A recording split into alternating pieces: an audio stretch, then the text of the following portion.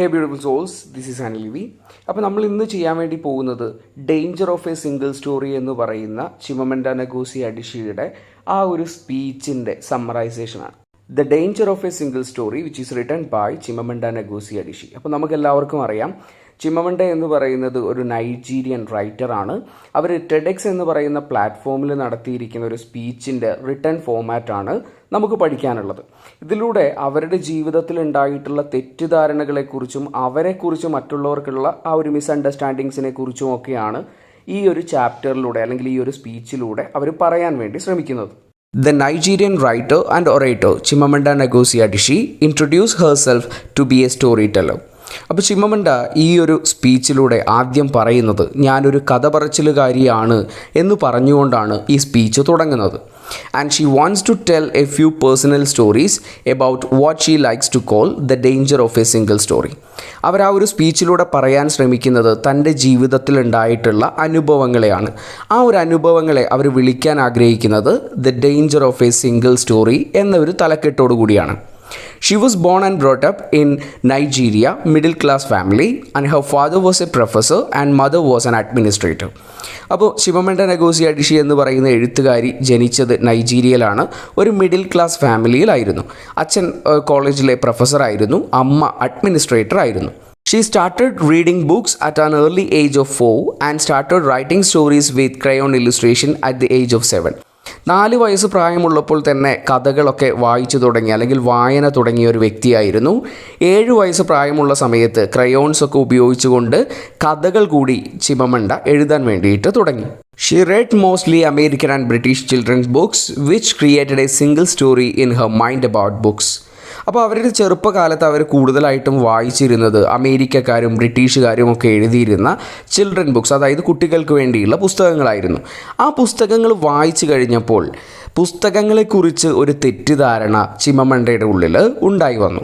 She believed that books by their nature should have foreign characters in them and the book should deal with subject matters with which the writer should not have a personal relation. അപ്പോൾ അവരുടെ ഉള്ളിലുണ്ടായിരുന്ന തെറ്റിദ്ധാരണ എന്ന് പറയുന്നത് ഒരു കഥ എഴുതുമ്പോൾ അല്ലെങ്കിൽ ഒരു പുസ്തകം എഴുതുമ്പോൾ അതിലെ കഥാപാത്രങ്ങൾ ഫോറിനേഴ്സ് ആയിരിക്കണം എന്ന് പറയുന്ന ഒരു തെറ്റിദ്ധാരണ ഉണ്ടായി.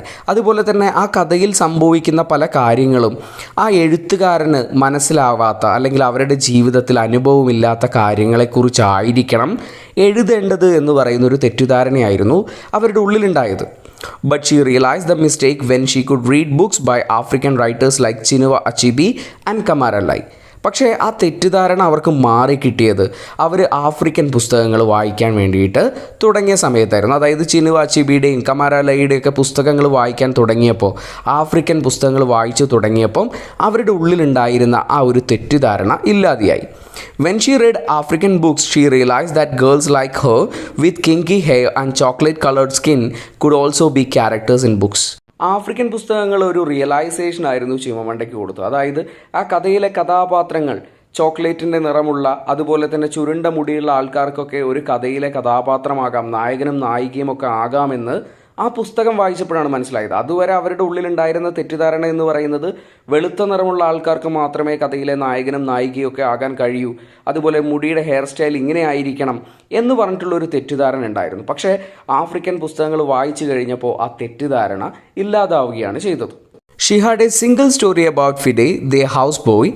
She believed that he and his family had only poverty in life and did not have any other abilities. പിന്നീട് അവരുടെ ജീവിതത്തിലുണ്ടായ മറ്റൊരു തെറ്റിദ്ധാരണ എന്ന് പറയുന്നത് അവരുടെ വീട്ടിൽ ജോലിക്ക് വേണ്ടി വന്ന ഫിഡെ എന്ന് പറയുന്ന കുട്ടിയെക്കുറിച്ചായിരുന്നു. അവർ വിചാരിച്ചുകൊണ്ടിരുന്നത് ആ കുട്ടിയും ആ കുട്ടിയുടെ ഫാമിലിയും ഒക്കെ ദരിദ്രന്മാരാണ് അല്ലെങ്കിൽ ദാരിദ്ര്യം അനുഭവിക്കുന്ന ആൾക്കാരാണ്, അവർക്ക് പ്രത്യേകിച്ച് കഴിവുകളൊന്നുമില്ല എന്ന ഒരു തെറ്റിദ്ധാരണ അവരുടെ ഉള്ളിൽ ഉണ്ടായിരുന്നു. Once she visited his house and found beautifully patterned basket of dyed raffia made by his brother. അങ്ങനെ ഒരു ദിവസം ഫിഡയുടെ ആ ഒരു വീട്ടിലേക്ക് ഇവർ സന്ദർശനം നടത്തിയ സമയത്ത് അവിടെ വളരെ മനോഹരമായിട്ട് ഉണ്ടാക്കി വെച്ചിരിക്കുന്ന ഒരു കൊട്ട കണ്ടു. അതായത് റാഫിയ എന്ന് പറയുന്ന ചെടിയുടെ ഇലകൾ കൊണ്ട് നിർമ്മിച്ചിട്ടുള്ള ഒരു കൊട്ടയായിരുന്നു അത് ഉണ്ടാക്കിയത് ഫിദയുടെ ബ്രദറായിരുന്നു അത് ക്രിയേറ്റ് ചെയ്തിരുന്നത്. Then she realized that her single story about Fide and his family was wrong. അപ്പോഴാണ് അവർ തിരിച്ചറിയുന്നത് ആ ഒരു ദാരിദ്ര്യത്തെക്കുറിച്ച് അല്ലെങ്കിൽ ഫിഡയുടെ ഫാമിലിയെക്കുറിച്ചുണ്ടായിരുന്ന ആ ഒരു ചിന്ത, ആ ഒരു തെറ്റിദ്ധാരണ എന്ന് പറയുന്നത് തെറ്റായിരുന്നു. കാരണം പാവപ്പെട്ട ദരിദ്രന്മാരായിട്ടുള്ള ആൾക്കാർക്കും എന്തെങ്കിലുമൊക്കെ സ്പെഷ്യൽ കഴിവുകളുണ്ട് എന്ന തിരിച്ചറിവ് അവർക്ക് അവിടെ നിന്നുണ്ടായി. When she was 19, she went to America to continue her university studies. അങ്ങനെ 19-ാമത്തെ വയസ്സിൽ ഒരു ഹയർ എഡ്യൂക്കേഷൻ്റെ ഭാഗമായിട്ട് ചിമമണ്ട അമേരിക്കയിലേക്ക് പോയി. Har American roommate had a single story about Africa. അപ്പോൾ ഇവർ താമസിച്ചിരുന്ന ആ മുറിയിലെ റൂംമേറ്റിന് ആഫ്രിക്ക എന്ന് പറയുന്ന ആ കോണ്ടിനെൻറ്റിനെ കുറിച്ച് ധാരാളം തെറ്റിദ്ധാരണകൾ ഉണ്ടായിരുന്നു. She believed Africa was only the land of beautiful landscape and all Africans were poor and uneducated tribal people. ആ ഒരു തെറ്റിദ്ധാരണ എന്ന് പറയുന്നത് ആഫ്രിക്ക എന്ന് പറയുന്ന കോണ്ടിനെൻറ്റ് വളരെ മനോഹരമായിട്ടുള്ള ടൂറിസ്റ്റ് പ്ലേസുകളൊക്കെയുള്ള സ്ഥലമാണ്.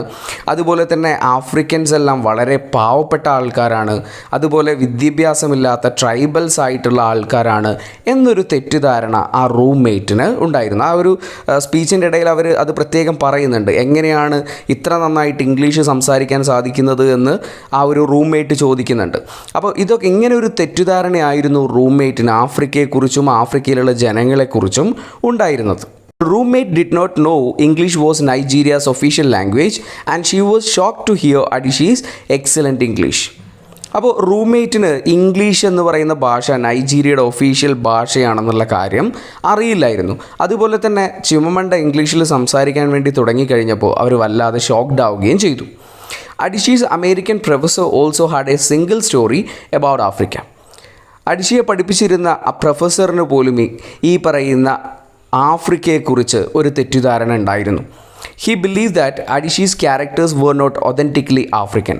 ഒരിക്കൽ അവൾ ഒരു കഥ എഴുതിയിട്ട് ഒരു നോവൽ കംപ്ലീറ്റ് ചെയ്തിട്ട് പ്രൊഫസറിന് വായിക്കാൻ കൊടുത്തപ്പോൾ ആ കഥയിലെ കഥാപാത്രങ്ങളൊന്നും ആഫ്രിക്കൻ തനിമ ഇല്ലാത്ത ആൾക്കാരാണെന്ന് അദ്ദേഹം പറയുകയുണ്ടായി.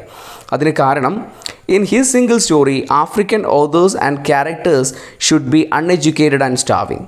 അദ്ദേഹത്തിൻ്റെ ചിന്താഗതിയിൽ ആഫ്രിക്കയിലുള്ള ജനങ്ങൾ അൺഎഡ്യൂക്കേറ്റഡ് ആയിട്ടുള്ള, അതുപോലെ തന്നെ ഭക്ഷണത്തിന് വേണ്ടിയിട്ടൊക്കെ കഷ്ടപ്പെടുന്ന, അതുപോലെ they should not be educated and rich enough to drive cars, അതുപോലെ മോഡേൺ ടെക്നോളജി ആയിട്ടുള്ള കാറുകളൊക്കെ ഓടിക്കാനുള്ള കഴിവില്ലാത്ത ആൾക്കാരാണ്.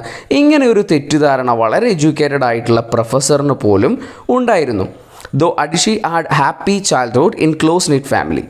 ഇങ്ങനെയൊക്കെ ആണെങ്കിലും ചിമമണ്ടയുടെ ആ ഒരു ചൈൽഡ്ഹുഡ് എന്ന് പറയുന്നത് വളരെ സന്തോഷം നിറഞ്ഞായിരുന്നു. കാരണം വളരെ നല്ലൊരു ഫാമിലിയിലായിരുന്നു അവർ ജനിച്ചത്. She had also some painful life experience. അങ്ങനെയൊക്കെ ആണെങ്കിലും ജീവിതത്തിൽ കുറച്ച് വേദന നൽകുന്ന അനുഭവങ്ങളും അവരുടെ ജീവിതത്തിൽ ഉണ്ടായിട്ടുണ്ട്. Her grandfathers died in refugee camps. ചിമമണ്ടയുടെ ഗ്രാൻഡ് ഫാദേഴ്സ് മരിച്ചത് അഭയാർത്ഥി ക്യാമ്പുകളിൽ വെച്ചായിരുന്നു. Her cousin Polly died due to lack of enough medical care. നല്ല ഹോസ്പിറ്റലുകളോ അല്ലെങ്കിൽ ഡോക്ടേഴ്സൊന്നും ഇല്ലാത്തത് കൊണ്ടായിരുന്നു കസിൻ പോളി മരിക്കാനുള്ള കാരണം. Her closest friend Okoloma died in plane crash. ഒരു പ്ലെയിൻ ക്രാഷിലായിരുന്നു ഒക്ലോമ എന്ന് പറയുന്ന ക്ലോസ് ആയിട്ടുള്ള ഫ്രണ്ട് മരിക്കുന്നത്. അവിടെ ആ ഒരു തീ അണയ്ക്കാനുള്ള വെള്ളമൊന്നും ആ ഫയർഫോഴ്സ് ഡിപ്പാർട്ട്മെൻറ്റിൻ്റെ കയ്യിലില്ലാത്തത് കൊണ്ട്. Finally അഡിഷി says in her speech that single story create stereo types. ആ ഒരു സ്പീച്ചിൻ്റെ അവസാനം അവർ പറഞ്ഞ് അവസാനിപ്പിക്കുന്ന ഒരു കാര്യം, നമ്മളൊക്കെ തെറ്റിദ്ധാരണകളിൽ വിശ്വസിക്കുകയാണെങ്കിൽ നമ്മളൊക്കെ മാറ്റമില്ലാത്ത ആൾക്കാരായിട്ട് തുടരും. And the stereotypes are not untrue. ഈ മാറ്റമില്ലാത്ത ആൾക്കാരെന്ന് പറയുമ്പോൾ അവർ സത്യമല്ല എന്നർത്ഥമില്ല. But they are incomplete. പക്ഷേ അവർക്ക് സത്യത്തിൻ്റെ ഒരു ഭാഗം മാത്രമേ അറിയുകയുള്ളൂ. They make single story the only story.